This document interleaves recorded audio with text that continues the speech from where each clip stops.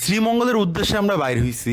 বাইর হওয়ার মাঝখানে দেখি আমরা চন্দ্রিমা উদ্যানে চলে আসছি। এইখানে অনেকে জগিং করে, অনেক আপারা জগিং করে। কিছু আপা তো জগিং করতে করতে ইন্ডিয়া চলে যায়। রাস্তার লিমিট 80, বা ড্রাইভার চালাইতেছে 40-এ, বিকজ হালায় বোকাচু। যাইতে যাইতে দেখি রাস্তার পাশে সিভিল ইঞ্জিনিয়ারিং স্টুডেন্টের ইন্টার্নশিপ চলতেছে। সামনের ট্রাক্টর অনেকক্ষণ ধরে হর্ন দিছে, ও শুনতেই ছিল না। যখন চিল্লায় বলতেছি স্টুডেন্ট জায়গা দে, ও দিয়ে সাথে সাথে থেমে গেছে। পাশের দেশে আছে 7 বোন, আমাদের আছে 7 ভাই।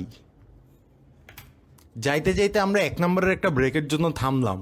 আরেকজন দিয়ে 2 নম্বর করতে গেছে, পরে দিয়ে একজন 3 নম্বর করে আসতেছে। শ্রীমঙ্গলে আমাদের ওয়েলকাম করলো একটা দাওয়ালা বেটা।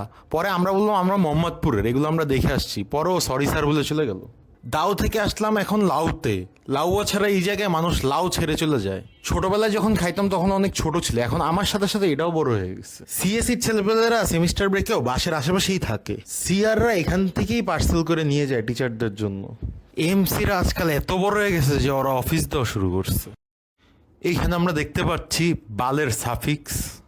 পাহাড়ের উপরে আমাদের কাছে পার্কিং ফি চেয়েছিল। আমরা বললাম মানে কি, পাহাড়ের উপরে পার্কিং কোথায়? পরে আমাদের দেখলো থরও এখানে পার্কিং ফি দিয়ে রাখছে।